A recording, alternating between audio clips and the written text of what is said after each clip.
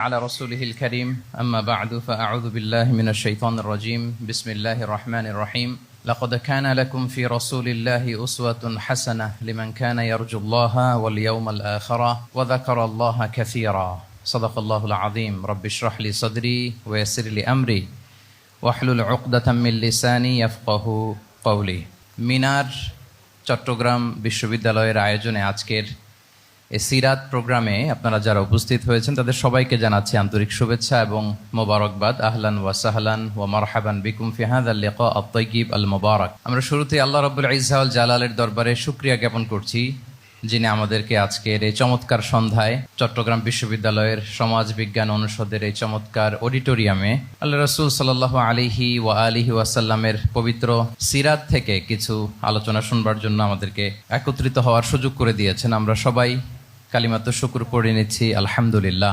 যে টপিকটির উপর আজকের সিরাত প্রোগ্রামে কিছু কথা আমি উপস্থাপন করবার চেষ্টা করব সেটা হচ্ছে প্রফেটিক লিডারশিপ, অর্থাৎ নবুবী নেতৃত্ব। আল্লাহ রাসূল সাল্লাল্লাহু আলাইহি ওয়াসাল্লামের নেতৃত্বের ধরন কেমন ছিল, কৌশলগুলো কেমন ছিল, স্ট্র্যাটেজি কেমন ছিল, রূপরেখা কেমন ছিল, এবং সেখান থেকে লেসন নিয়ে বর্তমান নেতৃত্বকে আমরা কিভাবে আরো ডেভেলপ করতে পারি, ইমপ্রুভ করতে পারি, এ নিয়ে সামান্য কিছু কথা আজকের এই প্রোগ্রামে আমি উপস্থাপন করার চেষ্টা করব ইনশাআল্লাহ বিইذنিল্লাহ। তো মূল আলোচনাতে যাওয়ার আগে আমাদের শুরুতে নেতৃত্ব জিনিসটা কি, what is leadership, what is the essence of leadership, এই বিষয়টা ক্লিয়ার হইতে হবে। এটা ক্লিয়ার হলে আমরা পুরো আলোচনাটা খুব ভালো করে উপভোগ করতে পারবো ইনশাআল্লাহ।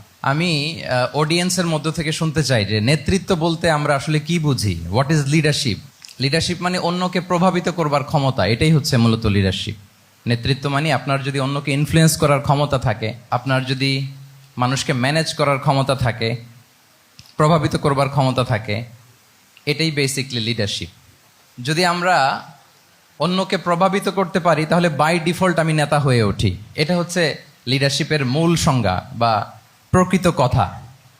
লেটসে ক্লাস শেষে একজন তার বন্ধুদেরকে বলল চল খেলতে যাই, তো কেউ কেউ রাজি, আবার অনেকে রাজি না। সে কনভিন্স করা শুরু করলো, ফাইনালি সে সবাইকে কনভিন্স করে খেলতে নিয়ে গেল, এই যে লিডার হয়ে গেছে। ক্লিয়ার হয়েছে না ব্যাপারটা? তাহলে বেসিকলি অন্যকে প্রভাবিত করবার যে ক্ষমতা, এটাই হচ্ছে কি লিডারশিপ। যদি আমরা অন্যকে প্রভাবিত করতে পারি, ইনফ্লুয়েন্স করতে পারি। আমাদের সমাজে কিংবা রাষ্ট্রে আমরা যে সমস্যাগুলো দেখি এগুলো বেসিকলি পোর লিডারশিপের কারণে। Poor leadership, because of poor leadership. যদি যথাযোগ্য নেতৃত্ব আমরা তৈরি করতে পারতাম, যোগ্য নেতৃত্ব যদি আমরা হাজির করতে পারতাম, তাহলে এই সমস্যাগুলো থাকতো না।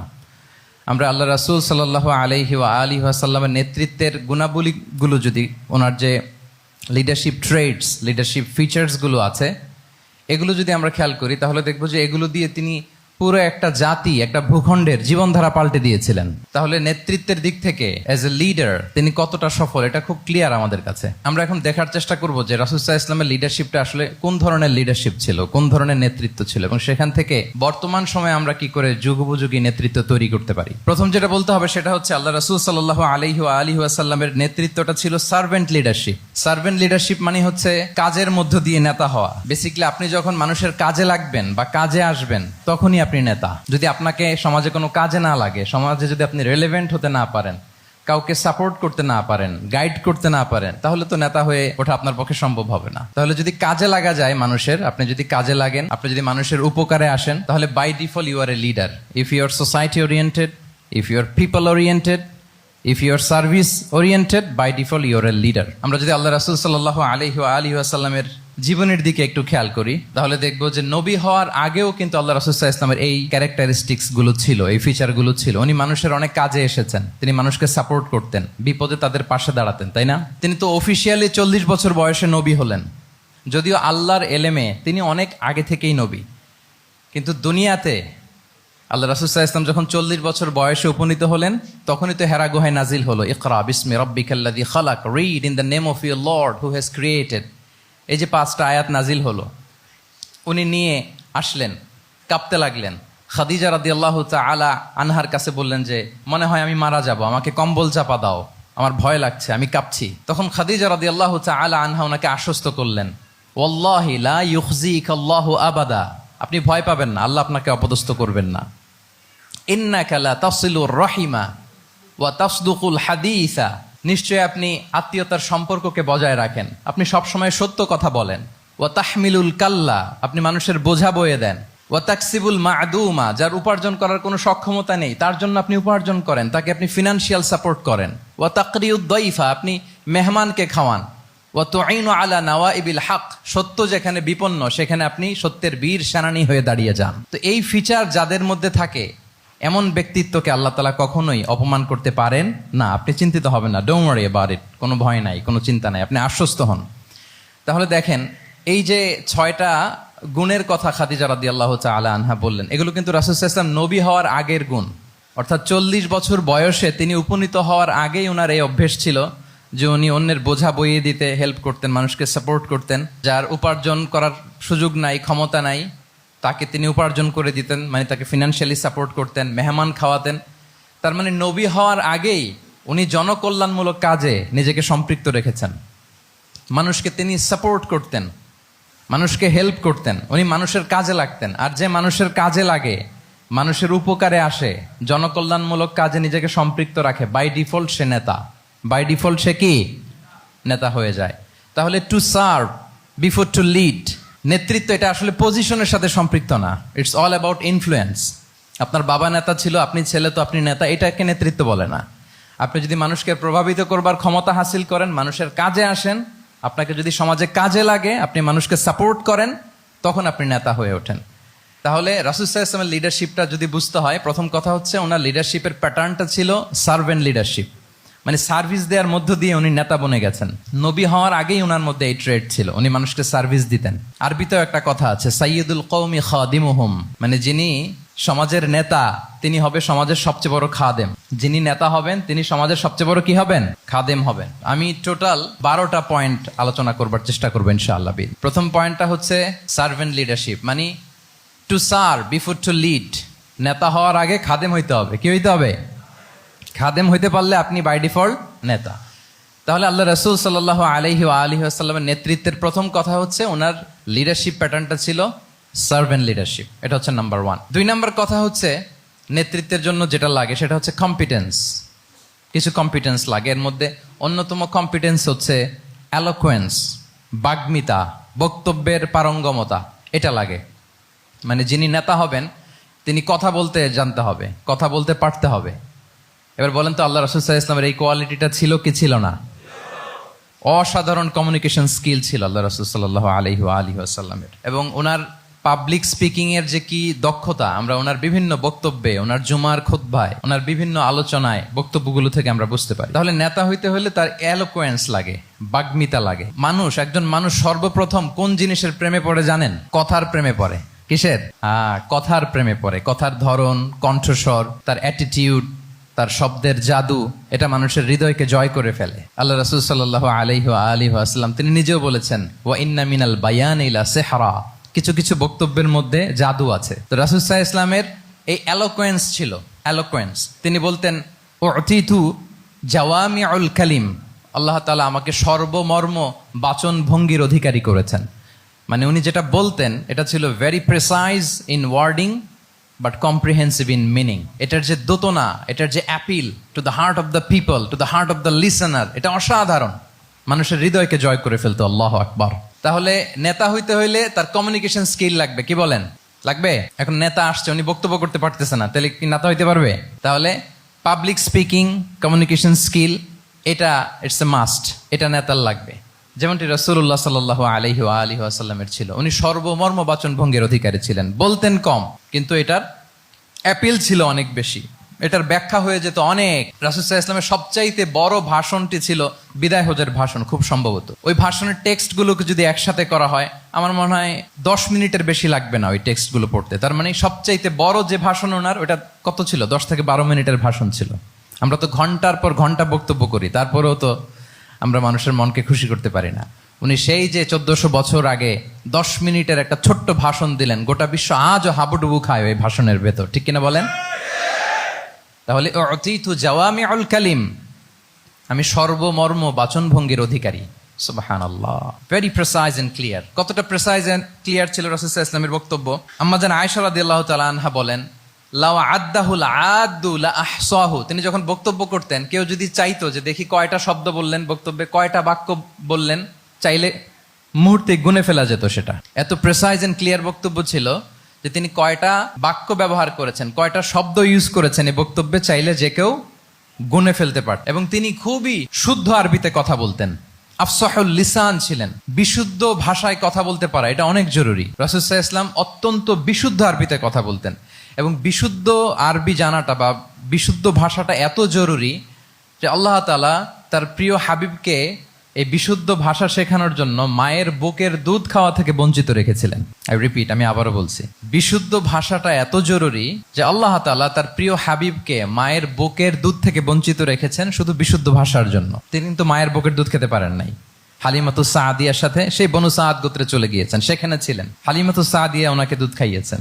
এরপরে যখন মরুভূমির চমৎকার পরিবেশে একেবারে বিশুদ্ধ আরবি তিনি শিখেছেন, আবার শিশু মুহাম্মদ সাল্লাল্লাহু আলাইহি ওয়াসাল্লামকে তিনি তার মায়ের কাছে ফিরিয়ে দিয়েছেন। তাহলে চিন্তা করে দেখেন যে বিশুদ্ধ ভাষার জন্য মায়ের বুকের দুধকে স্যাক্রিফাইস করা হয়েছে। আল্লাহু আকবার। তাহলে আম্মা জান আয়েশা রাদিয়াল্লাহু তাআলা আনহা বলতেন, লাউ আদ্দাহুল আদ্দু লা আহসাহু, চাইলে যে কেউ গুনতে পারতো যে তিনি প্রিয় নবীজি কয়টা বাক্য বললেন, কয়টা শব্দ, এত প্রিসাইজ এন্ড ক্লিয়ার ছিল। অন্য বর্ণনায় এসেছে, কানা ইয়াতাকাল্লামু বিকালামিন বাইনাহু ফাসলুন, তিনি এমন ভাবে কথা বলতেন, কথার মাঝখানে মাঝখানে পজ দিতেন। কি দিতেন? পজ দিতেন, মানে একটু থামতেন যাতে করে শ্রোতারা বুঝতে পারে।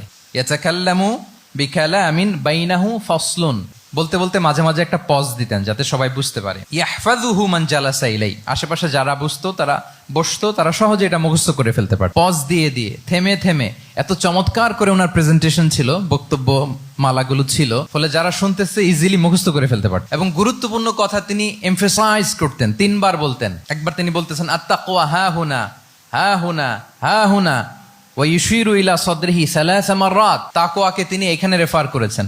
আমরা তো মনে করি তাকওয়া সব ঢুকে গেছে এখানে, তাকওয়া ঢুকে গেছে টুপিতে, তাকওয়া ঢুকে গেছে জামাতে, এগুলো তাকওয়ার একটা নমুনা।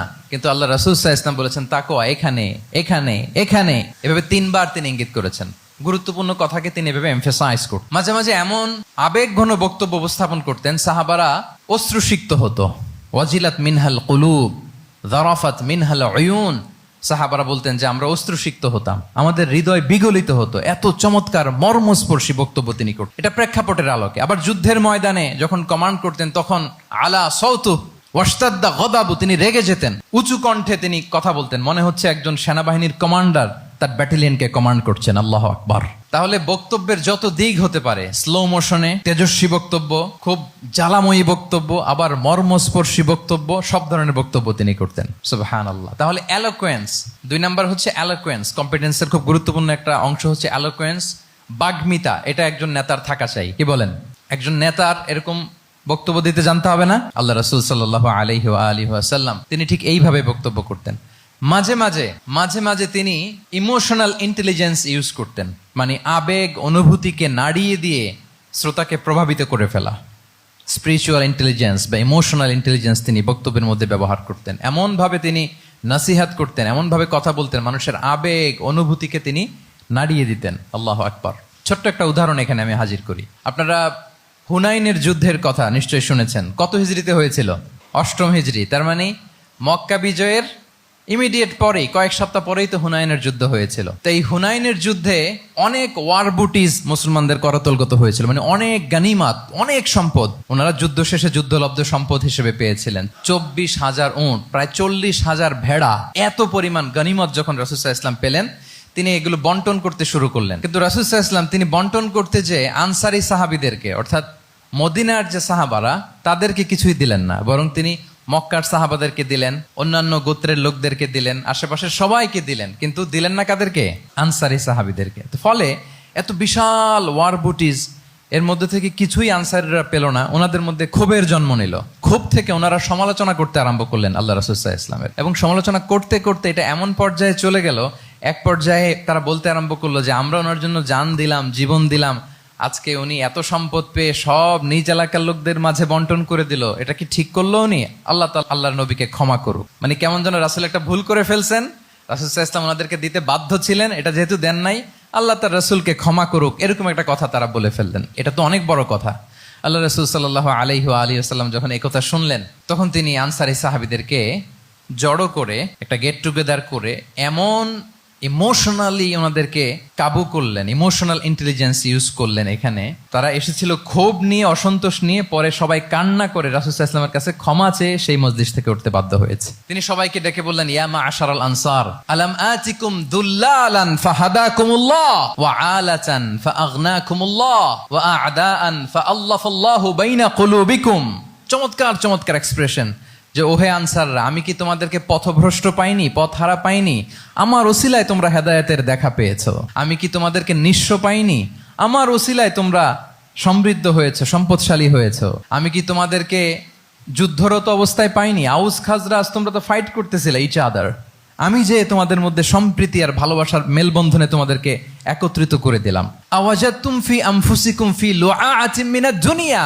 আর দুনিয়ার সামান্য কিছু জিনিসের কারণে তোমরা মনে কষ্ট পাচ্ছ, যেটা দিয়ে আমি কিছু মুসলিমদের হৃদয়কে আকৃষ্ট করছিলাম। তা আল্লাফতু বিহা কওমান লিউসলিমু ওয়া ওয়াকালতুকুম ইলা ইসলামিকুম। আমি কিছু মুসলিমদেরকে এগুলো দিয়ে তাদের হৃদয়টাকে ইসলামের প্রতি আরো অ্যাট্রাক্টেড করতেছিলাম। আর তোমাদেরকে তোমাদের ইসলামের উপরই আমি ছেড়ে দিয়েছি। আমি জানি আমার আনসাররা তাদের হৃদয়ে যে ইসলাম আছে এটাই তাদের জন্য যথেষ্ট। আমা তারদাউনা আইয়াযহাবান নাসু বিশ-শাতি ওয়াল বাঈর وَتَرْجِعُونَ بِرَسُولِ اللَّهِ فِي رِحَالِكُمْ. Won't you be happy that people go back to their country with sheep and camel and you go back to your country with Rasulullah? Allahu Akbar. তোমরা কি এতে খুশি হবে না? মানুষ উট আর ভেড়া নিয়ে তাদের এলাকায় ফিরবে আর তোমরা আল্লাহর রাসূলকে নিয়ে তোমাদের এলাকায় ফিরবে। এরকম একটার পর একটা ইমোশনালি রাসূল সাল্লাল্লাহু আলাইহি ওয়াসাল্লাম যখন আনসার সাহাবীদেরকে কাবু করতে লাগলেন, ওনারা এমনভাবে কান্নার রোল জুড়ে দিল, এমনভাবে অনুতপ্ত হলো, কাঁদতে শুরু করলো। পরে এরা বলতে আরম্ভ করলো, আমি তো 2-1 বাক্য বললাম, লম্বা চূড়া মন মাতানো বক্তব্য, হৃদয় স্পর্শী বক্তব্য। তারা বললো, ইয়া রাসূলুল্লাহ, আমরা শুধু আপনাকে পেয়েই খুশি। রাসূল সাল্লাল্লাহু আলাইহি ওয়াসাল্লাম বলেন, গোটা বিশ্বের মানুষ যদি এই পথ ধরে আর আনসারীরা যদি এই পথ ধরে, আমি এই পথ ছেড়ে দিয়ে আনসারীদের পথে হাঁটবো। আল্লাহ তুমি আনসারদের ক্ষমা করো, তাদের সন্তানদের ক্ষমা করো, তাদের নাতিদেরকে ক্ষমা করো। এভাবে মর্মস্পর্শী বক্তব্য যখন ইমোশনাল ইন্টেলিজেন্স দিয়ে যখন রাসূল সাল্লাল্লাহু আলাইহি ওয়াসাল্লাম বললেন, সব আনসারী সাহাবারা কাঁদতে আরম্ভ করলেন। সবাই ফাবাকাল কওমু হাত্তা আখদালু লুহাহুম, তাদের প্রত্যেকের দাড়ি ভিজে গেল, এমন কান্না জুড়ে দিল। আল্লাহু আকবার। তাহলে এটা ছিল রাসূল সাল্লাল্লাহু আলাইহি ওয়াসাল্লামের বক্তব্যের মাধ্যমে শ্রোতাদের মাঝখানে প্রভাব সৃষ্টি করার ক্ষমতা। চিন্তা করতে পারেন, হৃদয় কেঁপে ওঠে না এই কথা শুনলে? Won't you be happy people go back to their home with sheep and camel and you take the messenger of Allah with you? মানুষ ছাগল ভেড়া নিয়ে ফিরতেছে, তোমরা তো আল্লাহর নবীকে নিয়ে ঘরে ফিরতেছো। আল্লাহু আকবার। তাহলে এই কম্পিটেন্সটা লাগে একজন নেতার, তিনি এরকম মর্মস্পর্শী বক্তব্য দিতে জানতে হবে। 3 নাম্বার হচ্ছে কম্পেশন, মানে সফট হার্টেড, দয়াদ্র হৃদয় হতে হবে। আপনি মানুষের দুঃখ যদি আপনাকে কাঁদায় তবেই আপনি নেতা। আমরা আল্লাহ রাসূল সাল্লাল্লাহু আলাইহি ওয়াসাল্লামের দিকে যদি তাকাই, ওনার তো একটা উপাধি হচ্ছে রাহমাতাল লিল আলামিন। আল্লাহ রাসূল সাল্লাল্লাহু আলাইহি ওয়াসাল্লামের উপাধি কি? ওমা আরসালনাকা ইল্লা রাহমাতাল লিল আলামিন। We have not sent you but as mercy for all the worlds. নবী হে, আপনাকে সবার জন্য আমি মার্সি করে পাঠিয়েছি, রাহমা করে পাঠিয়েছি। আপনি সবার জন্য রহমত, মানুষের জন্য, ম্যানকাইন্ড, জিনকাইন্ড, অ্যানিমালস, সবার জন্য আপনি রাহমা। রাসূল সাল্লাল্লাহু আলাইহি ওয়াসাল্লাম কতটা দয়াদ্র ছিল। আল্লাহ তাআলা অন্য আয়াতে বলছেন, ফাবিমা রাহমাতিম মিনাল্লাহি লিনতা লাহুম ওয়ালাউ কুনতা ফাযযান গালিযাল কলবি লানফাদ্দু মিন হাওলিক। নবী হে, লিনতা লাহুম, সবার জন্য আপনি সফট হার্টেড হয়েছেন আল্লাহর অনুগ্রহে। যদি আপনি সফট হার্টেড না হয়ে আপনি যদি কঠোর হৃদয়ের অধিকারী হতেন, তাহলে এখন লোকেরা যেমনি আপনাকে ঘিরে রাখে, আপনার চারিপাশে সবাই ঘিরে রাখতো না। আল্লাহু আকবার। সাহাবারা সব সময় রাসূল সাল্লাল্লাহু আলাইহি ওয়াসাল্লামের সঙ্গ পেতে চাইতো, অ্যাকম্পানি চাইতো, ঘিরে রাখ। এমনকি অনেক সাহাবী ঘরে ভালো না লাগলে রাসূল সাল্লাল্লাহু আলাইহি ওয়াসাল্লামের কাছে চলে আসতো। এমনকি অনেক সাহাবী বলতেন যে আমার পেটে ক্ষুধা লাগলেই আমি রাসূলের কাছে যেতাম, কারণ রাসূলের চেহারা দেখলে আমার পেটের ক্ষুধা উধাও হয়ে যেত। ফাবিমা রাহমাতিম মিনাল্লাহি লিনতা লাহুম। নবী হে, আল্লাহর অনুগ্রহে আপনি কোমলভাষী হয়েছেন। কোমল হৃদয়ের হওয়া, সফট হার্টেড হওয়া, দয়াদ্র চিত্তের হওয়া, এটা অন্যতম একটা লিডারশিপ ট্রেট। এত দয়াদ্র ছিলেন, আল্লাহ তাআলা বলছেন, ফালাআল্লাকা বাখিউন নাফসাকা আলা আসারিহিম ইল্লাম ইউমিনু বিহাযাল হাদীসি আসাফা। রাসূল সাল্লাল্লাহু আলাইহি ওয়াসাল্লাম বারবার মক্কার কুরাইশদের কাছে যেত, বারবার কাফিরদের কাছে যেত, যেন তারা ঈমান আনে, যেন তারা খারাপ রাস্তা ছেড়ে দিয়ে ভালো রাস্তায় আসে। বারবার চিন্তা করতো যে ইস, কেন তারা লা ইলাহা পড়ে না, কেন তারা সত্যের পথে ফিরে আসে না। হায় রে, একটুর জন্য তো তারা সামান্য আমার কথাটা শুনলেই তো বেঁচে যেত, ইস একটু আমার কথা মানলেই তো জাহান্নাম থেকে বেঁচে যেত। এরকম অস্থির হয়ে তাদের পেছনে ছুটতেন। আল্লাহ তাআলা বলেছেন, নবী হে, আপনি ওদের পেছনে ছুটতে ছুটতে আপনি তো নিজেকেই শেষ করে দিবেন। বাকিউন নাফসাক, আপনি তো নিজের দিকে খেয়াল করছেন না, নিজের শরীরের দিকে খেয়াল করছেন না, নিজের স্বাস্থ্যের দিকে, সময়ের দিকে। আপনি পাগল পাড়া হয়ে তাদেরকে বাঁচানোর জন্য ছুটছেন।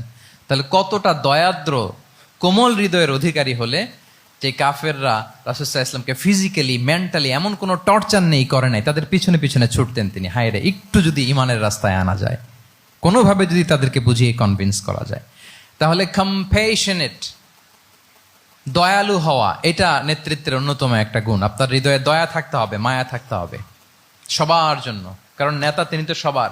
লেটসে বাংলাদেশের যিনি প্রধানমন্ত্রী হবেন, আরো রেলেভেন্ট হয়ে যাচ্ছে এখন কথা, সামনে তো নির্বাচন আসতেছে, সো কেউ না কেউ তো প্রধানমন্ত্রী হবে। তো উনি যখন প্রধানমন্ত্রী হবে ধরেন, উনি কি শুধু ওনার দলের প্রধানমন্ত্রী হবেন? তাহলে উনি 18 কোটি মানুষের প্রধানমন্ত্রী হবেন, ঠিক কিনা বলেন? তাহলে সবার জন্য ওনার হৃদয়ে দয়া, ভালোবাসা, এটা থাকার দরকার আছে না নাই?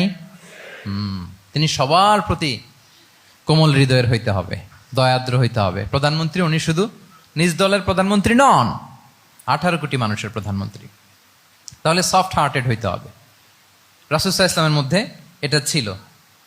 সবসময় তিনি মাজলুমদের পাশে থাকতেন। আপনারা হিলফুল ফুজুলের কথা জানেন। ওনার বয়স যখন 35, ইয়ামানের এক ব্যবসায়ী আসছিল মক্কায় ব্যবসা করতে। পণ্য বিক্রির পরে আস ইবনে ওয়াইল নামে এক দুষ্ট জালেম, সে পণ্য নিয়ে বলে, আমরা এই এলাকার লোক, আমরা দাম দিব না, কি করতে পারো করো। এই লোক কান্না জুড়ে দিল। তার কান্না দেখে রাসূল সাল্লাল্লাহু আলাইহি ওয়াসাল্লামের হৃদয়ে দয়া হলো। তিনি ওনার চাচা জুবাইর ইবনে আব্দুল মুত্তালিব সহ ওনার মতো যারা ইয়াং স্টার আছে সবাইকে নিয়ে একটা সংঘ করলেন। এটাই তো হালাফুল ফুদুল, মূলত নাম হচ্ছে হালাফুল মুত্তাইয়িবিন। জাহিলি যুগে ওনাদের প্রথা ছিল, কোনো একটা ভালো কাজে কেউ যখন এক হতো, রং ভর্তি বালতির ভেতরে হাত ঢুকিয়ে তারা পাথরের মধ্যে ওই হাতের ছাপ দিত, সবাই ওইখানে ছাপ দিত।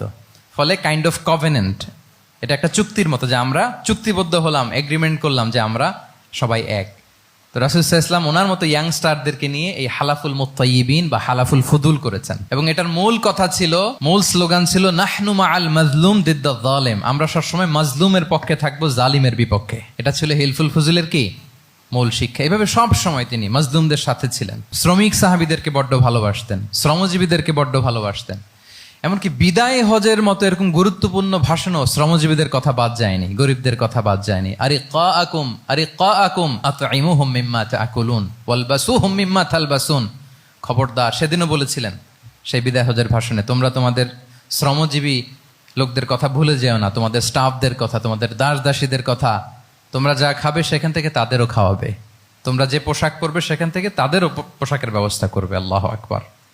তাহলে রাহমাতাল লিল আলামিন, তিনি ছিলেন কম্প্যাশনেট, দয়ালু হৃদয়ের অধিকারী। 4 নম্বরে হচ্ছে ইন্টিগ্রিটি। ইন্টিগ্রিটি মানে সততা, নৈতিকতা থাকতে হবে। এটা অন্যতম একটা লিডারশিপ ট্রেট। এটার বড় ক্রাইসিস এখন ইন্টিগ্রিটির। রাসূল সাল্লাল্লাহু আলাইহি ওয়াসাল্লামের লিডারশিপটা ছিল এথিক্যাল লিডারশিপ, কিন্তু এইটার অনেক বড় ক্রাইসিস আমাদের সমাজে, আমাদের নেতৃত্বের মাঝে। কি বলেন? নৈতিকতার ঘাটতি আছে না?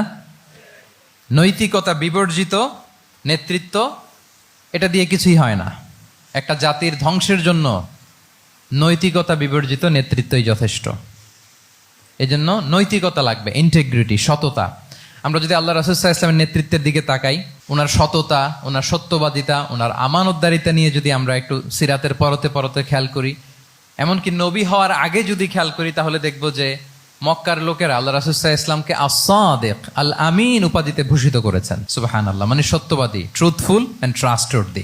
স্বয়ং মক্কার লোকেরা, মক্কার মুশরিকরা রাসূল সাল্লাল্লাহু আলাইহি ওয়াসাল্লামকে উপাধি দিয়েছিলেন আল আমিন। কি উপাধি দিয়েছিলেন? আল আমিন। তার মানে কখনো মিথ্যা বলেননি, কখনো আমানতের খেয়ানত করেননি। যখন আয়াত নাজিল হলো, ওয়া আনজির আশিরাতাকাল আকরাবিন, হে নবী আপনি আপনার নিকট আত্মীয়দেরকে সতর্ক করুন জাহান্নামের আযাবের, তিনি সাফা পাহাড়ের চূড়ায় উঠে গেলেন, ডাকতে আরম্ভ করলেন, ও মক্কার লোকেরা, ও আমার আত্মীয়রা, আমি যদি বলি এই পাহাড়ের পেছনে একদল ঘোড় সাওয়ার সশস্ত্র ব্যাটালিয়ন তোমাদেরকে এখনই অ্যাটাক করবে, তোমরা কি বিশ্বাস করবে? আকুনতুম মুসাদ্দিকিয়া, আমার কথা বিশ্বাস করবে? মক্কাবাসী এক বাক্যে কি বলেছিল জানেন? তারা বলেছিল, নাম, অবশ্যই বিশ্বাস করব। কেন বিশ্বাস করবে? বলে যে মা জাররাবনা আলাইকা ইল্লা সিদকা, we have never ever experienced a single lie from you in our life. আমরা জীবনে কোনোদিন তোমার মিথ্যা বলতে শুনি নাই। আল্লাহু আকবার। কি নিঃসংকোচ স্বীকৃতি এলাকার লোকদের।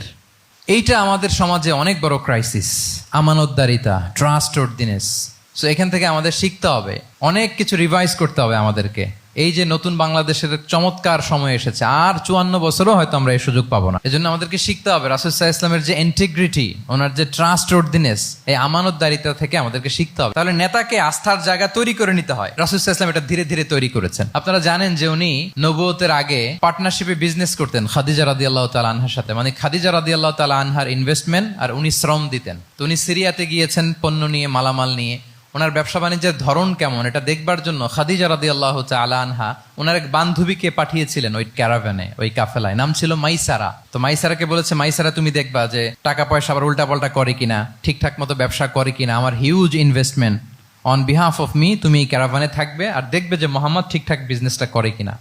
আল্লাহু আকবার। মাইসারা এই সফর শেষে এসে খাদিজা রাদিয়াল্লাহু তাআলা আনহার কাছে এমন পজিটিভ রিভিউ দিয়েছে, এই রিভিউ শুনেই খাদিজা রাদিয়াল্লাহু তাআলা আনহা বিষ্ণু ইসা ইসলামকে বিয়ে করার জন্য রাজি হয়ে গেছেন। আলহামদুলিল্লাহ। মাইসারা এসে রিভিউ দিতে লাগলো যে মোহাম্মদ সে সবার চেয়ে আলাদা সাল্লাল্লাহু আলাইহি ওয়াসাল্লাম। তার ওঠা বসা, তার চলন বলন, তার কথন, তার ডিলিংস, তার লেনদেন সব আলাদা, অসাধারণ তিনি। মাইসারার রিভিউ শুনে আল্লাহু আকবার, খাদিজা রাদিয়াল্লাহু তাআলা আনহা তিনি অবাক হয়ে গেলেন এবং তিনি বিয়ের প্রস্তাব পাঠালেন। রাসূল সাল্লাল্লাহু আলাইহি ওয়াসাল্লামের এই আমানতদারিতায় মুগ্ধ হয়ে কি করলেন? বিয়ের প্রস্তাব পাঠালেন। তাহলে কি পরিমাণে ট্রাস্টওয়ার্থিনেস ওনার ছিল। আরো মজার ব্যাপার হচ্ছে, মক্কার কুরাইশরা, মক্কার লোকেরা রাসূল সাল্লাল্লাহু আলাইহি ওয়াসাল্লামের কাছে এসে আমানতের সম্পদ গচ্ছিত রাখতো। আবু জাহেলের কাছে রাখতো না, উতবা, শাইবা, ওয়ালিদ ইবনে মুগিরা কারো কাছে রাখতো না। খেয়াল করে দেখেন, দল করে আবু জাহেলের, দল করে কার? কিন্তু আমানত রাখে কার বাসায়? কি অবাক করা কাণ্ড না? কর্মী হচ্ছে আবু জাহেলের, কিন্তু আমানতের সম্পদ রাখে কার কাছে? মুহাম্মদ সাল্লাল্লাহু আলাইহি ওয়াসাল্লামের বাসায়। রাসূল সাল্লাল্লাহু আলাইহি ওয়াসাল্লাম যেদিন হিজরত করবেন, উনি সাইয়েদনা আলী রাদিয়াল্লাহু তাআলা আনহুকে অ্যাসাইন করে গিয়েছেন যে আলী তুমি থাকো, তুমি কয়েকদিন পরে মদিনায় হিজরতে যাবা, আমার কাছে যত আমানতের সম্পদ আছে এগুলো তুমি আগে বিলি করে তারপরে যাবে। রাসূল সাল্লাল্লাহু আলাইহি ওয়াসাল্লাম আবু বকর রাদিয়াল্লাহু তাআলা আনহুকে নিয়ে চলে গেলেন। আলী রাদিয়াল্লাহু তাআলা আনহুর টানা 3 দিন লেগেছে যে ডিপোজিট গুলো রাসূল সাল্লাল্লাহু আলাইহি ওয়াসাল্লামের কাছে ছিল, আমানতের যে জিনিসগুলো ছিল এগুলো বন্টন করতে সাইয়েদনা আলী রাদিয়াল্লাহু তাআলা আনহু 3 দিন সময় নিয়েছেন। 3 দিন। এত পরিমাণ আমানতের সম্পদ রাসূল সাল্লাল্লাহু আলাইহি ওয়াসাল্লামের কাছে ছিল। আল্লাহু আকবার। তাহলে এই আমানতদারিতা, সততা, অনেস্টি, ট্রাস্টওয়ার্থিনেস এটা অনেক জরুরি নেতৃত্বের জন্য। নেতা হতে চাইলে তাকে আমানতদার হইতে হবে। যদি একজন ট্রু লিডার কেউ হতে চায়, তার মধ্যে আমানতদারিতা চাই। কি চাই? আমানতদার। তাহলে ইন্টিগ্রিটি। 5 নম্বরে হচ্ছে গুড ইন্টারাকশন উইথ ফলোয়ার্স। নেতার তার ফলোয়ারের সাথে কি লাগবে? ভালো ইন্টারাকশন লাগবে, সুন্দর একটা সম্পর্ক লাগবে, ভালো বোঝাপড়া চাই। একজন ভালো নেতৃত্বের বৈশিষ্ট্য হচ্ছে নেতা তার ফলোয়ারের সাথে কি করবে? ইন্টারেক্ট করবে। এখানেই বস আর লিডারের মধ্যে পার্থক্য। বস কি করে? অর্ডার করে শুধু। বসের কাজ হচ্ছে এই ডুজ এন্ড ডোন্টস বলে দেয়, এইটা করা যাবে ওইটা করা যাবে, মানে অর্ডার করে, ডিরেক্ট করে। কিন্তু লিডার কি করে? গাইড করে, মেন্টরিং করে, ইন্সপায়ার করে, মোটিভেট করে। So here is the difference between leader and boss. তাহলে বসই হওয়া যাবে না। নেতা হইতে চাইলে বসই হওয়া যাবে না। You have to interact with your followers. আপনার ফলোয়ারের সাথে ইন্টারাকশন লাগবে, তবেই আপনি নেতা। আমরা দেখি রাসূল সাল্লাল্লাহু আলাইহি ওয়াসাল্লামের কেমন ইন্টারাকশন ছিল। রাসূল সাল্লাল্লাহু আলাইহি ওয়াসাল্লাম যে কোনো বড় ডিসিশনে সাহাবাদের সাথে কনসালটেশন করতেন, পরামর্শ করতেন, তারপরে সিদ্ধান্ত নিতেন। ওয়াশাবিরহুম ফিল আমর, এই আয়াতের ভিত্তিতে তিনি সবার সাথে কি করে নিতেন? সাহাবাদের সাথে পরামর্শ করে নিতেন। আপনারা দ্বিতীয় হিজরির যে বদরের যুদ্ধের কথা জানেন। বদরের প্রান্তরটা মদিনা থেকে প্রায় 130 কিলো দক্ষিণ পশ্চিমে। তো ওখানে গেলেন মদিনা থেকে তিনি। যাওয়ার পরে এক জায়গায় তিনি সেনা ক্যাম্প স্থাপন করলেন। স্থাপন করার পরে হাব্বাব ইবনুল মুনজির রাদিয়াল্লাহু তাআলা আনহু তিনি জিজ্ঞেস করলেন, ইয়া রাসূলুল্লাহ, এই যে আপনি এই জায়গায় বদরের প্রান্তরে সেনা শিবির স্থাপন করলেন, সেনা ক্যাম্প স্থাপন করলেন, এটা কি আল্লাহর দেখিয়ে দেয়া কোনো জায়গা নাকি আপনার ইচ্ছায়? তিনি বললেন, আমানজিলান আনসালাকাল্লাহু লাইসা লানা আন নাতাকদ্দামাহু ওয়ালা নাতাআখারা আনহু। এটা কি একেবারে ফিক্সড আল্লাহর পক্ষ থেকে ওহী যে এখানেই শিবির স্থাপন করতে হবে? নাকি আমহুয়া রায়ু ওয়াল হারবু ওয়াল মাকিদা, নাকি এটা যুদ্ধের কৌশল হিসেবে আপনি নিজ থেকে করেছেন? রাসূল সাল্লাল্লাহু আলাইহি ওয়াসাল্লাম বললেন, না, এটা কোনো ওহী না। আমার কাছে মনে হয়েছে, আমার যে অ্যানালিসিস, আমার মনে হয়েছে বদরের যুদ্ধে এখানেই আমাদের পজিশনিংটা হইলে ভালো হয়। হাব্বাব ইবনে মুনজির রাদিয়াল্লাহু তাআলা আনহু বলেন, না, ইযান লাইসা হাযা বিমানসিল ইয়া রাসূলুল্লাহ, তাহলে এইখানে যদি আপনার নিজ থেকে আপনি এটা ডিসাইড করেন, আমি আপনার অনুমতিক্রমে বলতে চাই ইয়া রাসূলুল্লাহ, এটা সুন্দর জায়গা হয়নি। সুন্দর জায়গা হয়নি? তাহলে কোথায়? হাব্বাব বললেন, ওইখানে, ওই যে বদরের একটা কুয়া আছে, এখানে পানির সোর্স আছে, আমরা যদি ওইখানে একটা ব্লকেট দিয়ে দাঁড়াতে পারি, তাহলে কোরাইশরা এসে আর পানি খেতে পারবে না, ওরা পানি না খেয়েই মরবে, যুদ্ধেও মরবে, পানির অভাবেও মরবে। আল্লাহু আকবার। এক মুহূর্ত দেরি করলেন না রাসূল সাল্লাল্লাহু আলাইহি ওয়াসাল্লাম, এই অপিনিয়ন পাওয়ার সাথে সাথেই বললেন, এই সেনা ক্যাম্প এখান থেকে উঠে হাব্বাব যেখানে বলেছে ওইখানে যে সেনা শিবির স্থাপন করো। এক সেকেন্ডও দেরি করেন নাই। তাহলে কোনো ইগোইস্টিক ঝামেলা ছিল না, ভেরি অ্যাকোমোডেটিভ ছিলেন রাসূল সাল্লাল্লাহু আলাইহি ওয়াসাল্লাম। আমরা অনেক সময় নতুন কোনো কথা শুনলে, কোনো রিফর্ম শুনলে, শ্রোতাদের মধ্যে থেকে কিছু একটা শুনলে আটকে উঠি, চেঞ্জ করতে চাই না, রিজিড হয়ে থাকে। এই রিজিডিটি রাসূল সাল্লাল্লাহু আলাইহি ওয়াসাল্লামের মধ্যে ছিল না, ভেরি অ্যাকোমোডেটিভ ছিলেন, ইজিলি ওপেন আপ করতে পারতেন। মুহূর্তেই বলেন, ঠিক আছে, আমি যেখানে করেছি আসলে ঠিক হয়নি, হাব্বাব যেখানে বলেছে সবাই ওখানে যে সেনা ক্যাম্প স্থাপন করো। আল্লাহু আকবার। উনি চাইলে বলতে পারতেন, এই হাব্বাব, তুমি কি আমার চেয়ে বেশি বুঝো? আমি তো নবী, তুমি আমার উম্মাহ, আমার কাছে ওহী আসে। কোনো ধরনের আর্গুমেন্টে না যে সরাসরি রাসূল সাল্লাল্লাহু আলাইহি ওয়াসাল্লাম এটাকে মেনে নিলেন। আল্লাহু আকবার। তাহলে এই যে ইন্টারাকশন, দেখেন কত চমৎকার ইন্টারাকশন ছিল সাহাবীদের সাথে রাসূলুল্লাহ সাল্লাল্লাহু আলাইহি ওয়া আলিহি ওয়াসাল্লামের। তাহলে good interaction with your followers, এটা জরুরি। আমরা যদি খন্দকের ঘটনা দেখি, খন্দকের যে পরীক্ষা খনন করা হয়েছিল, এটা কিন্তু কোনো মদিনার বা মক্কার কোনো আরাবিয়ান সাহাবাদের কাছ থেকে এই পরামর্শ আসেনি। এসেছে কার কাছ থেকে? সালমান আল ফারিসি, বাড়ি কই? সেই ইরান, ইয়ামান না, ইরানে। উনি হি ওয়াজ পার্সিয়ান, উনি ইরান থেকে আসছে। তাহলে ইজিলি তিনি সাহাবীদের কাছ থেকে চমৎকার অপিনিয়ন আসলে সেটাকে পিক করতেন এবং তাদের সাথে চমৎকার ইন্টারাকশন ছিল। সাহাবীদের সাথে, ফলোয়ারদের সাথে ওনার কতটা গভীর ইন্টারাকশন ছিল, ছোট্ট একটা হাদিস বলে, হাদিসটা সহিহ, মুসনাদে আহমদ ইবনে হাম্বালে এসছে। আমি এই পয়েন্টটা শেষ করছি। রাসূল সাল্লাল্লাহু আলাইহি ওয়াসাল্লামের যুগে এক সাহাবী ছিল, তার নাম ছিল জাহির ইবনে হারাম আল আশজাঈ। জাহির, সাহাবীর নাম কি? সবাই বলুন, কি নাম? জাহির রাদিয়াল্লাহু তাআলা আনহু। উনি মদিনায় থাকতেন না, উনি মরুপল্লীতে থাকতেন, মানে বেদুইন ছিলেন আর কি। মদিনা তো শহর, সিটি, উনি সিটিতে থাকতেন না, উনি থাকতেন মরুপল্লীতে। ওখানে তিনি অর্গানিক ফলমূল, শাকসবজি চাষ করতেন। রাসূল সাল্লাল্লাহু আলাইহি ওয়াসাল্লাম ওনার এই অর্গানিক ফলমূল আর শাকসবজি খুব পছন্দ করতেন। ফলে উনি প্রায় সেই মরুপল্লী থেকে রাসূল সাল্লাল্লাহু আলাইহি ওয়াসাল্লামের জন্য অর্গানিক ফ্রেশ ফ্রুট আর শাকসবজি মদিনায় নিয়ে আসতেন এবং এগুলো ফ্রিতে দিতেন রাসূল সাল্লাল্লাহু আলাইহি ওয়াসাল্লামকে অ্যাজ এ গিফট। উপহার হিসেবে রাসূল সাল্লাল্লাহু আলাইহি ওয়াসাল্লামকে মরুপল্লী থেকে চাষ করে আনা ফলমূল শাকসবজি দিতেন, আর কিছু শাকসবজি ফলমূল তিনি মদিনার বাজারে বিক্রি করতেন। তো একবার তিনি এসে রাসূল সাল্লাল্লাহু আলাইহি ওয়াসাল্লামকে অর্গানিক এই ফ্রুটগুলো দিয়ে বাকিগুলো মদিনার বাজারে বিক্রি করতেছেন। রাসূলুল্লাহ সাল্লাল্লাহু আলাইহি ওয়া আলিহি ওয়াসাল্লাম বাজার ভ্রমণে গেলেন, যে দেখে ওই তো জাহির, উনি আবার কানা রজুলান দামিমান, একটু কুৎসিত দেখতে, একটু খাটো কুৎসিত শ্যামবর্ণের ছিলেন। তো ওনাকে দেখেই রাসূল সাল্লাল্লাহু আলাইহি ওয়াসাল্লাম পিছন থেকে এরকম ঝাপটে ধরলেন। উনি তো দেখতে পারতেছেন না কে ধরলো। উনি বলে, মান হাদা আরসিলনি, এই ছাড়ো ছাড়ো, কে কে, এই কোন লোক আমারে ধরলো, ছাড়ো ছাড়ো করে অস্থির। যখন পিছনে ফিরে দেখে আল্লাহ রাসূল সাল্লাল্লাহু আলাইহি ওয়াসাল্লাম, এখন আর ছাড়াছাড়ি করে না, এখন ওনার পিঠটা রাসূল সাল্লাল্লাহু আলাইহি ওয়াসাল্লামের বুক মোবারকের দিকে আরো লাগাই দিচ্ছে এইভাবে। সুবহানাল্লাহ। এতক্ষণ বলে, এই কে, ছাড়ো ছাড়ো। যখন দেখে রাসূল সাল্লাল্লাহু আলাইহি ওয়াসাল্লাম এখন আর তাড়াহুড়ো করতেছে না, এখন ওনার পিঠটা রাসূল সাল্লাল্লাহু আলাইহি ওয়াসাল্লামের বুক মোবারকের সাথে আরো ঠেলে দিচ্ছে।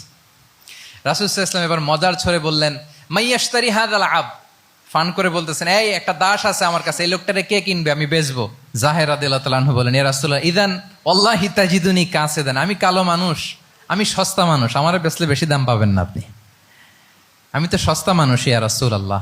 রাসূল সাল্লাল্লাহু আলাইহি ওয়াসাল্লাম বললেন, আনতা লাস্তা ইনদাল্লাহি কাসিদ ইয়া জাহির, হে জাহির, তুমি আল্লাহর কাছে সস্তা নও, আনতা ইনদাল্লাহি গালি, তুমি আল্লাহর কাছে বড্ড দামি। তোমার স্কিন ব্রাইট কালার না, তুমি কুৎসিত, তুমি দুনিয়াতে সস্তা হতে পারো, কিন্তু আমার আল্লাহর দরবারে তুমি কভু সস্তা নও।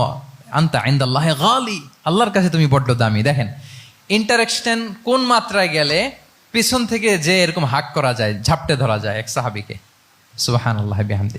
এরকম গুড ইন্টারাকশন ছিল অনেক অনেক ভুরি ভুরি সিরাতের পরতে পরতে আপনারা পাবেন যে রাসূল সাল্লাল্লাহু আলাইহি ওয়াসাল্লামের সাথে সাহাবাদের ইন্টারাকশন কত চমৎকার ছিল। 6 নম্বরে হচ্ছে কারেজ, সাহসিকতা। নেতা হইতে হইলে সাহস লাগবে না? নেতারে বাঁচানোর জন্য কর্মীরা দৌড়াইতেছে সামনে, নেতা যদি ছোটে পেছনে, তাহলে হবে? তাহলে তো তাকে নেতা বলা যায় না। কি বলেন? নেতার তো হি শুড বি কারেজাস, তার সাহসী হইতে হবে, দুর্দান্ত সাহস থাকতে হবে তার। রাসূল সাল্লাল্লাহু আলাইহি ওয়াসাল্লামের এরকম দুর্দান্ত সাহস ছিল, অত্যন্ত সাহসিকতার অধিকারী তিনি ছিলেন। এবং এই লিডারশিপ ট্রেটটা খুবই জরুরি, এটাকে বলে mother skill. Courage is a mother skill, এটাই সব। এই হিম্মত লাগবে। আর রাজুলু যু হিম্মা ইউহিল উম্মাহ, যার হিম্মত আছে সেই জাতিকে জাগাতে পারে, ঠিক কিনা? এই যে আমাদের কাছে তো উদাহরণ একেবারে হাতের কাছেই, এই যে 5 আগস্টে, এই যে জুলাই আপরাইজিং, যদি কারেজ না থাকতো আমাদের তরুণদের, আমাদের জেনজিদের, তাহলে এই পরিবর্তনকে আমরা দেখতে পেতাম না। আমি গল্প শুনছিলাম যে এই চট্টগ্রাম বিশ্ববিদ্যালয় থেকে 2 জন শহীদ হয়েছে। আল্লাহ তাদের কবরগুলোকে তুমি জান্নাতে টুকরা বানিয়ে দাও।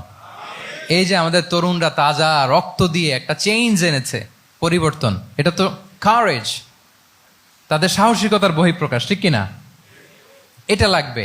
কেউ যদি লিড দিতে চায়, লিডার হতে চায়, তার এটা লাগবে, মাস্ট। রাসূল সাল্লাল্লাহু আলাইহি ওয়াসাল্লাম অত্যন্ত সাহসী ছিলেন। 2-1টা উদাহরণ আমরা সিরাত থেকে দেখি। একবার মদিনাতে রাত্রিবেলা বিকট একটা আওয়াজ হলো, বিকট এত আওয়াজ, সবাই ঘুম থেকে জেগে গেল। ঘুম থেকে জেগে সবাই হতভম্ব, কিরে এত আওয়াজ তো মদিনাতে কখনো শুনি না, ঘটনা কি? কেউ ঘোড়া নিয়ে, কেউ উট নিয়ে, কেউ খচ্চর নিয়ে, কেউ এমনি খালি পায়ে ছুটতে আরম্ভ করলো আওয়াজের দিকে, দেখি যাই কোথায় কি হলো। সবাই ছুটতে ছুটতে মাঝপথে যেয়ে দেখে রাসূল সাল্লাল্লাহু আলাইহি ওয়াসাল্লাম আওয়াজ কোথায় হয়েছে, কোত্থেকে হয়েছে দেখে ফিরে আসতেছে, আর বলতেছে লান তুরাউ, ডোন্ট ওয়ারি, আরে ভয় নাই, ভয় নাই, দেখে আসছি আমি, আল্লাহু আকবার, ভয় নাই, আমি দেখে আসছি, এভরিথিং ইজ ফাইন দেয়ার, সব ঠিক আছে, যাও ফিরো মদিনায় ফিরো। সবাই ভয় পেয়ে ঘোড়া টোরা ওট হাঁকিয়ে ছুটতে আরম্ভ করছে। অনেক দূর যাওয়ার পরে দেখে রাসূল সাল্লাল্লাহু আলাইহি ওয়াসাল্লাম আবু তালহা রাদিয়াল্লাহু তাআলা আনহুর একটা খুবই ক্ষিপ্ত ঘোড়া নিয়ে উনি দেখে ভিজিট করে ফিরে আসতেছেন। সুবহানাল্লাহ। তাইলে বিপদ ঘটলে নেতা থাকতে হবে কই, সামনে না পেছনে? আমাদের নেতারা থাকে কই? নাকি পেছনেও খুঁজে পাওয়া যায় না? It's a big crisis. নেতা থাকবে কোথায়? Front liner. Leader should be front liner. উনি তো লিড দিবে, নেতৃত্ব দিবে। এখন ওনারা যদি খুঁজে পাওয়া না যায়, তাহলে থাকবে কিছু না। এই যে শিখতে হবে আমাদের, যেমনটা রাসূল সাল্লাল্লাহু আলাইহি ওয়াসাল্লাম করলেন। বিকট আওয়াজ, উনি আগে চলে গেছে, কাউকে না বলে দেখে টেকে চলে আসতেছে। আল্লাহু আকবার। হুনাইনের যুদ্ধে এক পর্যায়ে মুসলমানরা পর্যদুস্ত হয়ে যাচ্ছিল, আপনারা অনেকে জানেন। To make the long story short, পুরো ঘটনাটা আমি আনবো না। সাহাবারা দিক বিদিক ছুটতে আরম্ভ করলো, পাহাড়ের উপর থেকে এমন প্রবল বেগে তীর ছোড়া হচ্ছিল, সাহাবারা টিকতে পারছিলেন না, কেউ এদিকে কেউ ওদিকে। রাসূল সাল্লাল্লাহু আলাইহি ওয়াসাল্লাম এই তীর তলোয়ারকে উপেক্ষা করে সামনে যেয়ে দাঁড়ালেন ঢালের মতো, আর বললেন আনা নবিয়্যু লা কাযিব আনা ইবনু আব্দুল মুত্তালিব। এই সাহাবারা, আনা নবিয়্যু লা কাযিব, আমি সত্য নবী, আমার দিকে ফেরো, I'm the grandson of Abdul Muttalib, আমি দাঁড়িয়ে আছি, ফেরো।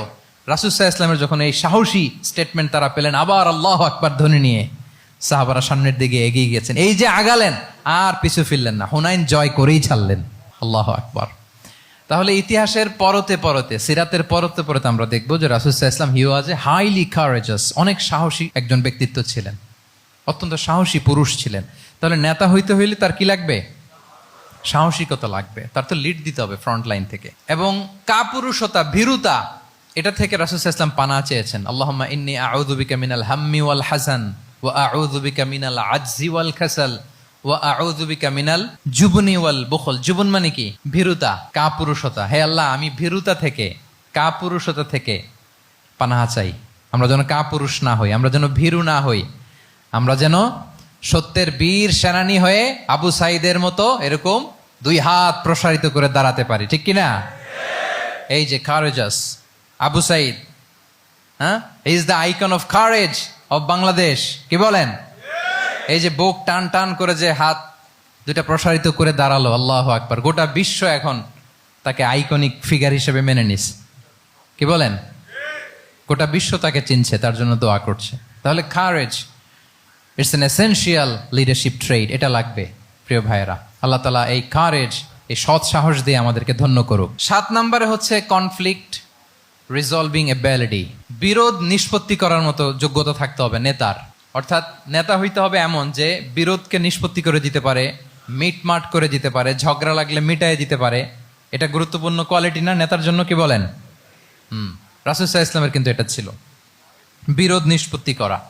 রাসূল সাল্লাল্লাহু আলাইহি ওয়াসাল্লাম মক্কা থেকে মদিনায় যে 1 ঘন্টায় বছরের পর বছর চলে আসা যুদ্ধ, they use to fight each other, Aus and Khazraj, 1 ঘন্টায় যুদ্ধ থামাই দিয়েছেন। আল্লাহু আকবার। He was a very good mediator and arbitrator. রাসূল সাল্লাল্লাহু আলাইহি ওয়াসাল্লাম অত্যন্ত ভালো মধ্যস্থতাকারী ছিলেন, ভালো মধ্যস্থতাকারী তিনি ছিলেন। তিনি থামিয়ে দিতে পারতেন, বিরোধকে থামাতে পারতেন। আপনারা জানেন যে মক্কায় একবার সম্ভবত অগ্নিকাণ্ডের কারণে কাবা ঘর জ্বলে গিয়েছিল, ধ্বংস হয়েছিল, কিছু অংশ নষ্ট হয়ে গিয়েছিল। কাবাকে রিনোভেট করা হয়েছিল, ফলে কাবার একটা কর্নারে যে ব্ল্যাক স্টোন কর্নার, রুকনুল হাজারিল আসওয়াদ, হাজরে আসওয়াদ পাথরকে সরিয়ে রাখা হয়েছিল। এখন কাবা যখন পুনর্নির্মাণ শেষ, ওই হাজরে আসওয়াদ পাথরকে আবার তার জায়গায় রাখা হবে। কিন্তু কে রাখবে? সবাই রাখতে চায়। সব দলের নেতারা বলে আমরা রাখবো, এক দলের নেতা বলে যে আমি রাখবো, এটা অনেক very prestigious and dignified issue, এই প্রেস্টিজ আমরা কাউকে নিতে দিব না। আরেক দলের নেতা বলে না, আমাদের পাওয়ার বেশি, আমরা রাখবো। আরেক দলের নেতা বলে যে না, এটা আমাদেরই। আরেকজন বলে রক্তের গঙ্গা বইয়ে দিব মক্কায়, কিন্তু এই সম্মান হাতছাড়া হতে দেব না। এখন জাতীয় 4 নেতা গেছে 4 দিকে, সমাধান তো নাই। পাথর কয়টা? পাথর তো মাত্র একটা। ইন দ্য মিন টাইম রাসূল সাল্লাল্লাহু আলাইহি ওয়াসাল্লাম আসলেন। রাসূল সাল্লাল্লাহু আলাইহি ওয়াসাল্লামকে দেখেই সবাই হ্যাপি। সবাই বলে যা আমিনুন রাদিনা বি, এই তো আলামিন আসছে, ওই ফয়সালা করবে। আল্লাহ রাসূল সাল্লাল্লাহু আলাইহি ওয়াসাল্লাম বললেন কি হয়েছে? এই ঘটনা। জাতীয় 4 নেতা বলে এই পাথর নিয়ে তারা নিজেরা রাখবে, কাউকে দিবেন। রাসূল সাল্লাল্লাহু আলাইহি ওয়াসাল্লাম বললেন ঠিক আছে, একটা চাদর নিয়ে আসো। চাদর নিয়ে আসা হলো। এবার জাতীয় 4 নেতা চাদরের 4 কর্নার ধরে দাঁড়ালো। রাসূল সাল্লাল্লাহু আলাইহি ওয়াসাল্লাম নিজ হাতে হাজরে আসওয়াদ তুলে চাদরের মাঝখানে রাখলেন। এবার 4 নেতাকে বললেন আসো তোমরা আমার সাথে। তারা আগাতে লাগলো। কাবা ঘরের সামনে যখন আসলো, রাসূল সাল্লাল্লাহু আলাইহি ওয়াসাল্লাম নিজ হাতে, ওনার বরকতময় হাতে আবার হাজরে আসওয়াদ ধরে ঠিক জায়গায় মতো রেখে দিলেন। এতক্ষণ কিন্তু 4 নেতা কি বলছে? কাউরে ধরতে দিব না, কাউকে। কিন্তু এখন চাদরের কোনা ধরেই happy. This is called conflict resolving ability. একজন নেতার এরকম কনফ্লিক্ট, সমাজে যখন এই ধরনের বিরোধ তৈরি হয়, ঝামেলা তৈরি হয়, মারামারির মতো পরিস্থিতি তৈরি হয়, সংঘাতের মতো একটা সিচুয়েশন হয়, নেতা এটাকে রিজলভ করার ক্যাপাসিটি, এবিলিটি তার থাকতে হবে। আল্লাহ রাসূল সাল্লাল্লাহু আলাইহি ওয়াসাল্লামকে আল্লাহ তাআলা এটা দিয়েছিলেন। আল্লাহু আকবার। শুধু বড় বড় জিনিস না, ছোট ছোট জিনিসও করতে হয়। লেটস সে নিজ দলের নেতা কর্মীদের মধ্যে মারামারি, নিজ দেশের ভেতরে মারামারি, দেশের সাথে প্রতিবেশী দেশের বিরোধ, রিজিওনাল সুপার পাওয়ার হলে আশেপাশের অনেকগুলো দেশের মধ্যে বিরোধ, আপনাকে নেতা হয়ে এগুলো মিটমাট করে দিতে হবে। সুপার পাওয়ার যদি হয়ে যান, গোটা বিশ্বের যেখানে ঝামেলা লাগে, দেখেন না বড় বড় মোড়লরা কি করে? ওই কাতারে বসে বসে ওই আফগানিস্তান, তারপর ওই ইসরায়েল, কাতার মিলাই দিচ্ছে, দেখেন না এগুলো নিউজে আপনারা? This is called conflict resolving ability. কনফ্লিক্টকে রিজলভ করতে জানতে হয়। রাসূল সাল্লাল্লাহু আলাইহি ওয়াসাল্লাম এরকম রাষ্ট্রীয় পর্যায়ে, বড় বড় সামাজিক পর্যায়ে, এমনকি ফ্যামিলি অ্যাফেয়ার্স এর মধ্যে যত বিরোধ লাগতো রাসূল সাল্লাল্লাহু আলাইহি ওয়াসাল্লাম মিলাই দিতেন। আল্লাহু আকবার। ফ্যামিলি কাউন্সিলিং, এজন্য প্রত্যেক ইমাম খতিবদের এই কাউন্সিলিং এর উপর ট্রেনিং নেওয়া দরকার। আমাদের পরিবারগুলো ভেঙে যাচ্ছে, পরিবারগুলো কি হচ্ছে? ভেঙে যাচ্ছে। আমি পশ্চিমা দেশে আমাদের অনেক স্কলারদের দেখেছি, যারা ইমাম এবং খতিব, তাদের আলাদা করে উইকলি 7 ঘন্টা, 8 ঘন্টা, 10 ঘন্টা এরকম রাখতে হয় ফ্যামিলি কাউন্সিলিং এর জন্য। যাদের মধ্যে বিরোধ, হাজব্যান্ড ওয়াইফের ঝামেলা চলতেছে, উনি কাউন্সিলিং করে। এটা খুব জরুরি। আল্লাহ রাসূল সাল্লাল্লাহু আলাইহি ওয়াসাল্লাম এটা করতেন, সাহাবাদের মধ্যে করতেন, ইভেন নিজের স্ত্রীদের মধ্যেও করতেন। সহিহ বুখারীতে এসেছে, ওনার স্ত্রীদের মধ্যে 2টা গ্রুপ ছিল। পজিটিভলি নেন, 2টা গ্রুপ, আবার এটা ওই গ্রুপ মনে করেন না। অর্থাৎ মানবিক কারণে সামান্য যে জেলাসি থাকে এক স্ত্রীর সাথে আরেক স্ত্রীর, এটা তো খুব স্বাভাবিক। ওই ওনাদের মধ্যে একসাথে তো এট এ টাইমে খুব সম্ভবত 9 জন স্ত্রী বেঁচে ছিলেন। হাফসা রাদিয়াল্লাহু তাআলা আনহাকে কেন্দ্র করে একটা গ্রুপ, আয়েশা রাদিয়াল্লাহু তাআলা আনহাকে কেন্দ্র করে একটা গ্রুপ। তাদের মধ্যে অনেক কথাবার্তা, কিছু মানবিক কারণে যেগুলো হয়, এটা কিন্তু ছিল। রাসূল সাল্লাল্লাহু আলাইহি ওয়াসাল্লাম প্রায় ওনাদেরকে নিয়ে বসে এগুলো রিজলভ করে দিতেন।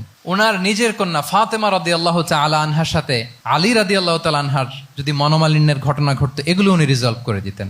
এবং খুব কাছাকাছি ছিল কিন্তু ঘর। যারা মদিনায় মাআরিদুস সিরান নাবাবিয়া ওগুলোতে গিয়েছেন, দেখবেন যে রাসূল সাল্লাল্লাহু আলাইহি ওয়াসাল্লামের ঘরের পাশেই অন্যান্য স্ত্রীদের ঘরগুলো একটার পর একটা, পাশেই ফাতেমা রাদিয়াল্লাহু তাআলা আনহার ঘর। একবার তিনি দুপুরবেলা ফাতেমা রাদিয়াল্লাহু তাআলা আনহার ঘরে গেলেন, যে দেখেন যে ঘরে আলী রাদিয়াল্লাহু তাআলা আনহু নেই। তো জিজ্ঞেস করলেন যে আইনা ইবনু আম্মি, কোথায় আলী, কোথায়? তো বললেন যে কানা বাইনি ওয়া বাইনাহু শাই, আমাদের মধ্যে একটু ঝগড়াঝাটি হয়েছে আর কি, মনোমালিন্য হয়েছে। ফাগাদাবানি, উনি একটু রেগে গেছেন আমার উপর। ফাখারাজা ফালাম ইয়াকিল ইনদি, প্রত্যেকদিন খাওয়ার পরে তো এখানেই কাইলুলা করে, আজকে আর ঘরে কাইলুলা করে নাই, কই যেন চলে গেছে। তো কোথায় গেল? রাসূল সাল্লাল্লাহু আলাইহি ওয়াসাল্লাম লোক পাঠালো, খুঁজে দেখো আলী কোথায়। আলী রাদিয়াল্লাহু তাআলা আনহু উনি মনের কষ্ট নিয়ে মসজিদে নববীর মধ্যে শুয়ে আছেন। তো রাসূল সাল্লাল্লাহু আলাইহি ওয়াসাল্লাম খুঁজতে খুঁজতে মসজিদে নববীর ভেতরে গেলেন, দেখলেন যে উনি যে শুয়ে আছে, ওনার গায়ের জামাটা এক পাশে পরে আছে, আর বালুর মধ্যে ওনার শরীর পড়ে আছে। তো উনি ডাকলেন, কুম ইয়া আবা তোরাব, কুম ইয়া আবা তোরাব, হে বালির বাবা আলী, বালির বাবা আলী ওঠো ওঠো। মজা করে বললেন যে ইয়া আবা তোরাব, যেহেতু বালি লেগে আছে গায়ে, বালির বাবা আলী ওঠো। ওখান থেকে ধরে এনে ফাতেমা রাদিয়াল্লাহু তাআলা আনহার কাছে নিয়ে দুইজনকে পাশে বসিয়ে এই যে আবার মিটমাট। এটা ছিল রাসূল সাল্লাল্লাহু আলাইহি ওয়াসাল্লামের ডেইলি বেসিসে একটা অ্যাক্টিভিটি। কনফ্লিক্ট তিনি রিজলভ করে দিতেন। সহিহ বুখারীতে একটা অধ্যায় আছে কিতাবুস সুলহি ফিল বুখারীতে আছে কিতাবুস সুলহ, এটার নাম, অধ্যায়টার নাম হচ্ছে কিতাবুস সুলহ, মানে মীমাংসা করে দেওয়ার অধ্যায়। একটা পরিচ্ছেদ আছে, পরিচ্ছেদের নাম হচ্ছে বাবু কওলিল ইমামি লি আসহাবিহি ইযহাবু বিনা নুসলিহ বাইনাহুম। রাসূল সাল্লাল্লাহু আলাইহি ওয়াসাল্লাম প্রায় বলতেন যে আমাকে নিয়ে যাও, আমি মিলাই দিব। ঝগড়া ঝাঁটি মারামারির কথা শুনলে রাসূল সাল্লাল্লাহু আলাইহি ওয়াসাল্লামের বিখ্যাত ডায়লগ এটা। উনি বলতেন, আরে ঝগড়া, ইযহাবু বিনা, আমি আছি, আমারে নিয়ে যাও, আমি মিলাই দিব। আমাকে নিয়ে যাও, আমি সংশোধন করে দিব। আল্লাহু আকবার। তাহলে কনফ্লিক্ট রিজলভিং এবিলিটি এটা একজন নেতার থাকা চাই। 8 নম্বরে হচ্ছে visionary. A leader should be futuristic. সময়ের আগে চলতে পারা, এটা নেতার কাজ। He should see beyond the boundary, out of the box. তাকে আউট অফ দ্য বক্স চিন্তা করতে হবে। কর্মীরা যদ্দূর দেখে এরপর থেকে নেতা দেখা শুরু করবে, তখন সেই হয়ে উঠবে নেতা। এটাকে বলে ভিশনারি। এই ট্রেটটা একটা লিডারশিপ ট্রেট, খুব গুরুত্বপূর্ণ লিডারশিপ ট্রেট, মানে ফারসাইটেডনেস থাকা, দূরদর্শিতা থাকা, ফিউচারিস্টিক অ্যাটিটিউডের হওয়া, সময়ের আগে চলতে পারা, মানে আগ থেকে আন্দাজ করতে পারা। রাসূল সাল্লাল্লাহু আলাইহি ওয়াসাল্লামের মধ্যে এটা ছিল। কেমন ছিল? ওনার দুই একটা উক্তি আমি কয়েকটা হাদিস শেয়ার করি। তিনি বলতেন, ইন্নাল্লাহা যাওয়ালি আল আরদা ফারাআইতু মাশআরিকাহা ওয়া মাগারিবাহা ওয়া ইন্না মুলকা উম্মতি সায়াবলুগু মুলকুহা মা যুবিয়ালি মিনহা।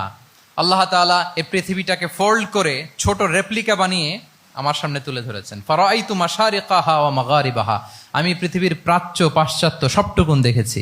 আর আমি যদ্দূর দেখেছি ঠিক তদ্দূর জায়গায় আল্লাহ তাআলা লা ইলাহার বাণী পৌঁছে দিবে। পৃথিবীতে এমন কোনো জায়গা আছে যেখানে লা ইলাহার ধ্বনি উচ্চারিত হয় না? এমন কোনো জায়গা নেই। তার মানে ফিউচারিস্টিক। সে 1400 বছর আগের কথা, যে পৃথিবীর আনাচে কানাচে কোথাও বাকি থাকবে না, সব জায়গায় ইসলাম পৌঁছে যাবে। অন্য জায়গায় বললেন, লায়াবলাগান্না হাযাল আমরু মা বালাগাল লাইলু ওয়ান নাহার ওয়ালা ইয়াতরুকুল্লাহু বাইতা মাদার ওয়ালা ওয়াবার ইল্লা আদখালাহুল্লাহু হাযাদ দ্বীন। এই ইসলাম যেখানে দিন হয় রাত হয়, পৃথিবীর যেখানে দিন রাত্রি সংঘটিত হয়, সব জায়গায় পৌঁছবে। এমন কোনো কাঁচা ঘর, পাকা ঘর, কোনো জঙ্গল, কোনো পাহাড়, কোনো ভূখণ্ড, এই পৃথিবীতে কোনো এমন কোনো জনপদ থাকবে না যেখানে ইসলামের বাণী পৌঁছবে না। সব জায়গায় পৌঁছে যাবে। আল্লাহু আকবার।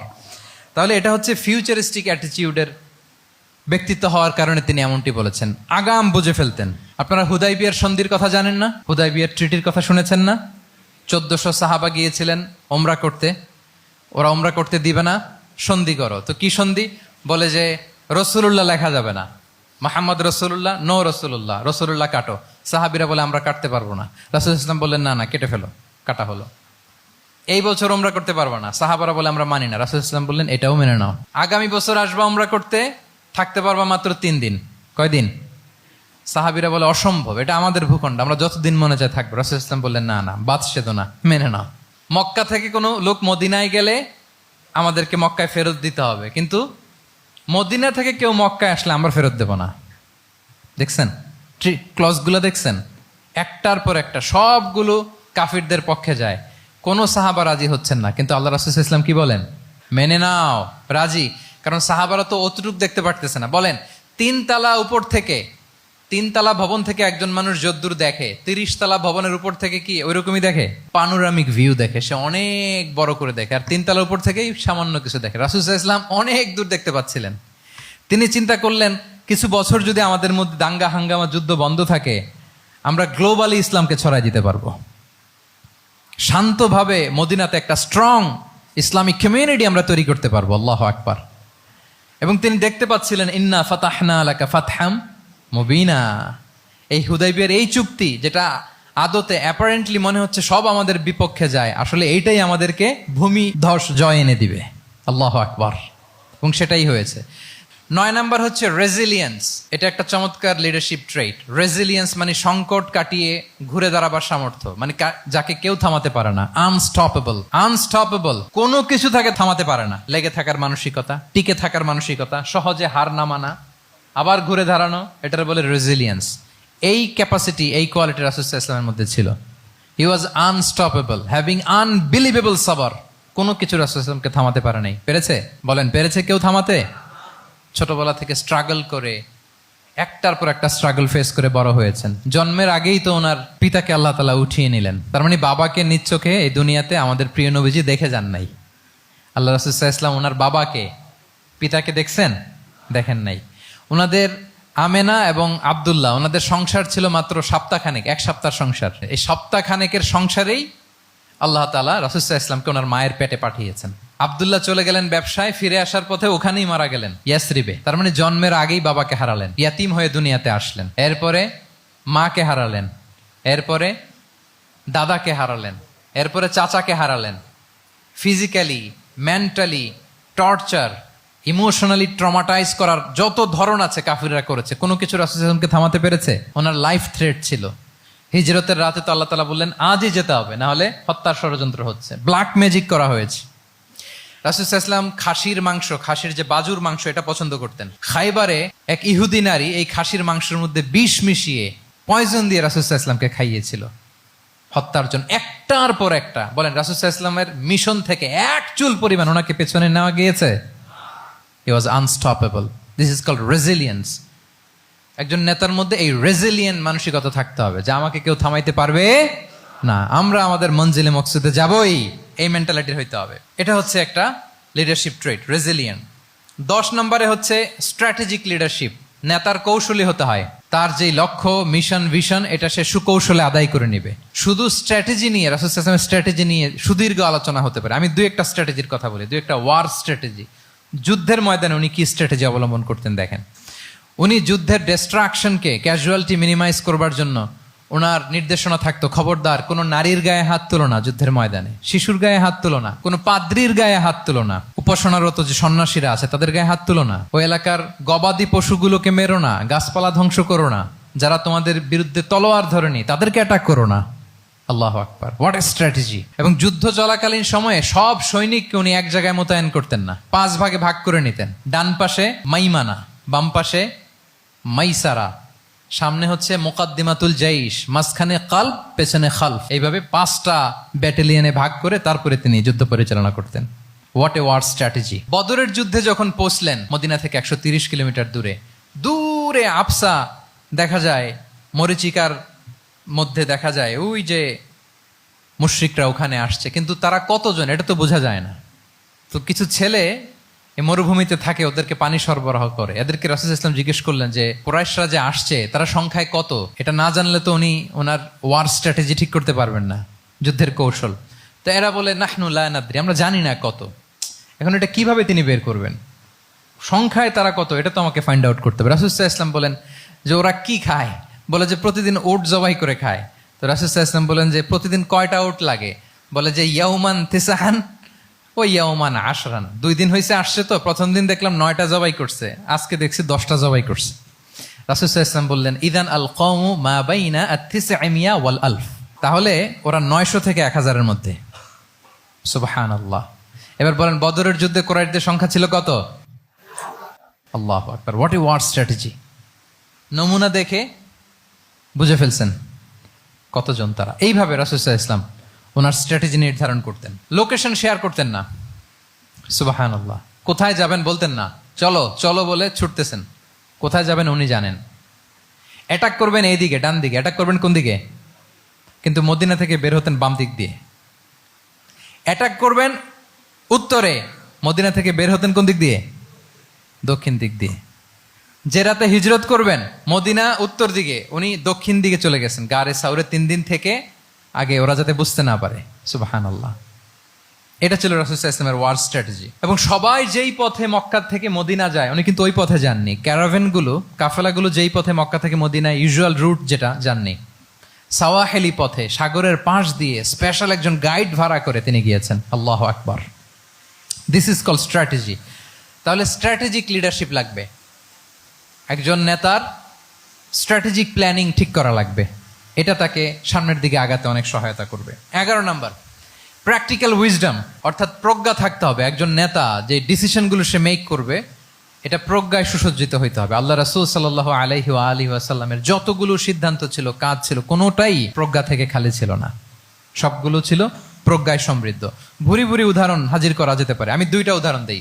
মাক্কি জীবনের একটা উদাহরণ দিই। রাসূল সাল্লাল্লাহু আলাইহি ওয়াসাল্লাম মক্কাতে নবুয়তের ৫ম বৎসরে যখন নও-মুসলিম সাহাবাদের উপর অত্যাচারের মাত্রা মারাত্মক বেড়ে গেল, রাসূল সাল্লাল্লাহু আলাইহি ওয়াসাল্লাম সাহাবাদেরকে হিজরতে পাঠালেন। বলেন তো কোথায় পাঠিয়েছিলেন? সবাই বলুন। আবিসিনিয়াতে, বর্তমান ইথিওপিয়া, ইরিত্রিয়া, ওই এরিয়াতে আবিসিনিয়াতে তিনি পাঠালেন। বললেন যে দেয়ার ওয়াজ এ জাস্ট কিং আসহামা নেগাস।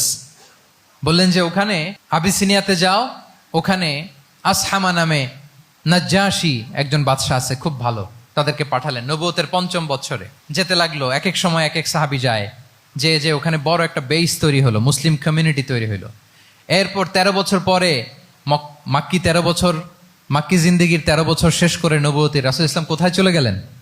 মদিনায়। মদিনায় যে রাসূল ইসলাম একটা ইসলামী স্টেট তিনি প্রতিষ্ঠা করলেন। প্রথম হিজরি যায়, দ্বিতীয় হিজরি যায়, একটার পর একটা যুদ্ধ যায়, মুসলিম কমিউনিটি বাড়ে, কমপ্লিট ইসলামিক স্টেট হয়ে যায়। কিন্তু ওই আবিসিনিয়া থেকে ওই গ্রুপ আর ফিরে না।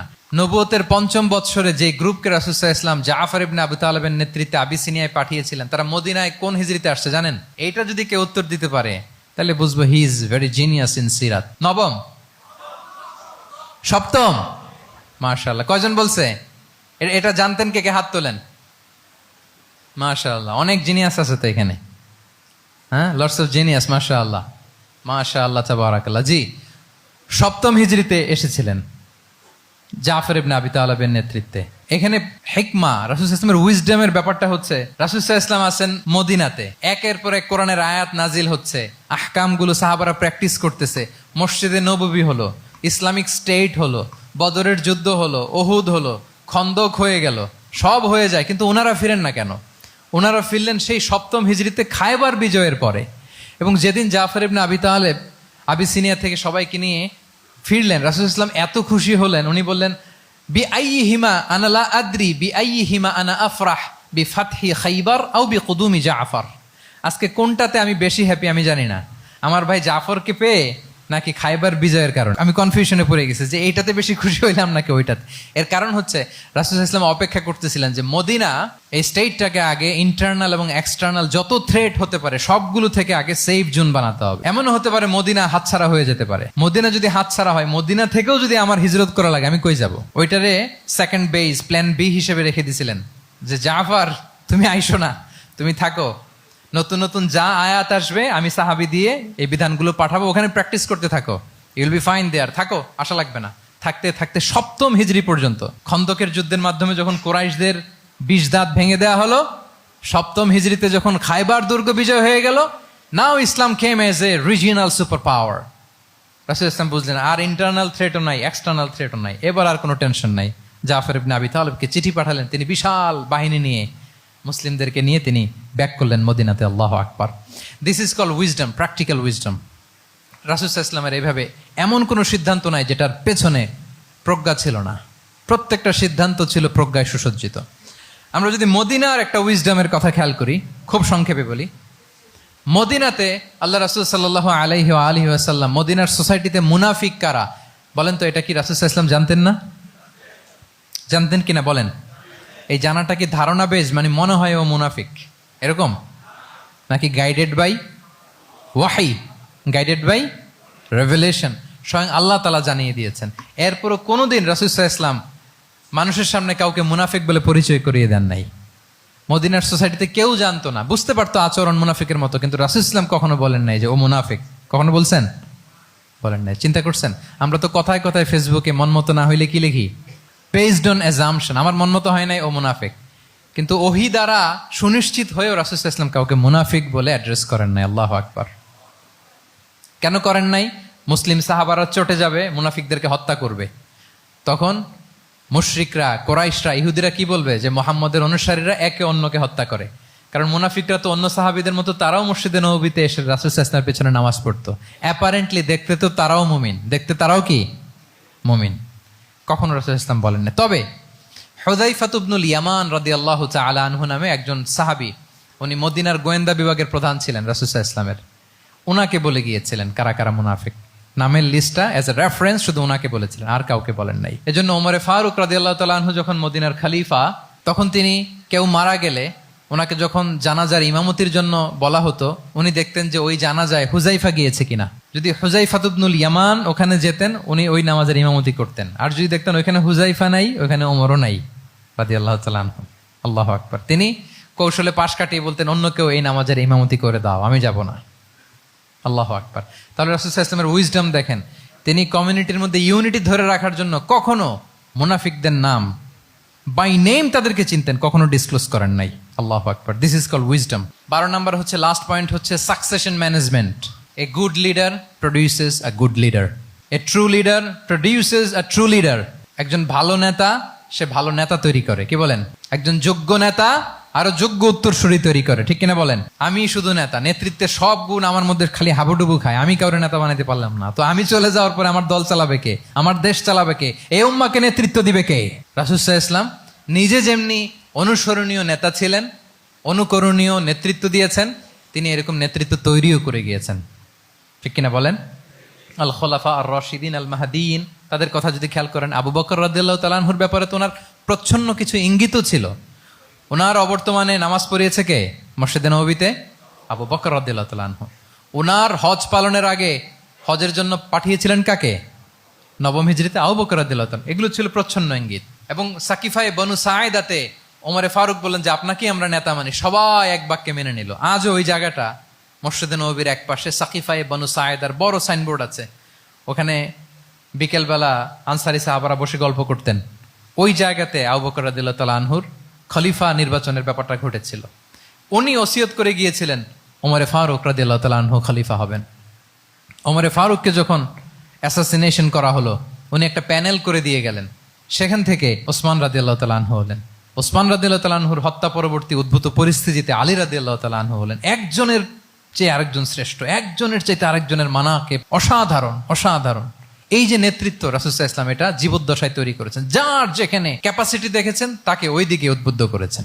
যার মধ্যে যুদ্ধের ব্যাপারে জ্ঞান দেখেছেন তাকে যুদ্ধের সেনাপতি বানিয়েছেন। Khalid bin Walid, chief of the Muslim military, মুসলিম বাহিনীর সেনাপ্রধান ছিলেন কে? খালিদ বিন ওয়ালিদ। ওনার দিয়ে কখনো কবিতা লিখতে পাঠাইছেন রাসূল সাল্লাল্লাহু আলাইহি ওয়াসাল্লাম, কিন্তু হাসান বিন সাবেতকে দিয়ে কি করছেন? শুধু কি কবিতা লেখানো, ওনার মিম্বরের পাশে মসজিদে নববীতে আরেকটা মিম্বর বানাই দিয়েছেন, স্টেজ, যে তুমি এখানে দাঁড়িয়ে এমন জ্বালাময়ী কবিতা লিখবে যেন গুজবাম হয় মুসলমানদের, জেহাদের ময়দানের জন্য ঝাঁপিয়ে পড়ে। তাহলে খালিদ বিন ওয়ালিদকে দিয়ে এক কাজ করিয়েছেন, হাসান বিন সাবেতকে দিয়ে আরেক কাজ করিয়েছেন। মুআয ইবনে জাবাল রাদিয়াল্লাহু তাআলা আনহু প্রশাসনিক কার্যক্রম ভালো বুঝতেন। মদিনা রাষ্ট্রের সবচাইতে বড় সিনিয়র আমলা ছিলেন মুআয ইবনে জাবাল, ইয়ামানের গভর্নর করে পাঠিয়েছেন। ওনার এটাতে যোগ্যতা ছিল। যার যেখানে তিনি প্রতিভা দেখেছেন ইসলামের কল্যাণে, রাসূল সাল্লাল্লাহু আলাইহি ওয়াসাল্লাম ওই প্রতিভাগুলোকে কাজে লাগিয়েছেন। এইভাবে ওনার সাকসেশন ম্যানেজমেন্টকে উনি গড়ে তুলেছেন। ফলে ওনার পরবর্তীতে বছরের পর বছর ইসলামী নেতৃত্বের হাল ধরতে মুসলিম উম্মার বেগ পেতে হয় নাই, ঠিক কিনা বলেন? তাহলে a good leader, a true leader produces a good leader. একজন সফল নেতা সে এরকম আরো অনেক সফল নেতৃত্ব তৈরি করে যায়, তাহলেই তার নেতৃত্ব সামনের দিকে আগাতে থাকে। 12টা জিজ্ঞেস করলে বলা যাবে? হ্যাঁ, নোট করে রাখছেন বোধহয় না? খুব খুশি হয়েছে আমি, মাশাআল্লাহ। শ্রোতা যদি ভালো হয়, শ্রোতা যদি দেখি যে না আমার সাথে সাথে মাথা নাড়ায়, রেসপন্স করে, উত্তর দেয়, তখন কথা বলতেও ভালো লাগে। মানে এত গরমের মধ্যে, এত কষ্টে, অল আর সোয়েটিং, বাট এত মনোযোগের সাথে আপনারা শুনেছেন। আল্লাহ তাআলা আপনাদেরকে কবুল করুক।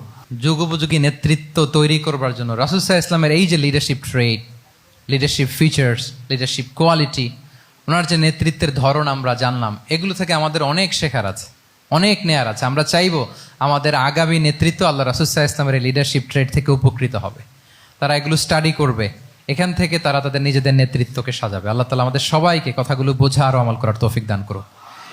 আমি আবারও মিনার চট্টগ্রাম বিশ্ববিদ্যালয়কে অন্তরের অন্তঃস্থল থেকে শুভেচ্ছা জানাই এরকম চমৎকার প্রোগ্রামের আয়োজন করবার জন্য। ইউনিভার্সিটি অথরিটিকে আমি শুভেচ্ছা জানাই এবং আমার মাথার তাজ সম্মানিত শিক্ষক মণ্ডলীকে শুভেচ্ছা জানাই এবং প্রিয় শিক্ষার্থী বন্ধুদেরকে আবারও প্রাণঢাল অভিনন্দন জানিয়ে রাসূল সাল্লাল্লাহু আলাইহি ওয়াসাল্লামের নেতৃত্বের উপর প্রফিটিক লিডারশিপ টপিকে এই আলোচনা আমি এখানেই শেষ করছি। হাদা মা ইনদি ওয়াল ইলমু ইনদাল্লাহি আলাইহি তাওয়াক্কালতু ওয়া ইলাইহি উনীব। ওয়াসসালামু আলাইকুম ওয়া রাহমাতুল্লাহি ওয়া বারাকাতুহু।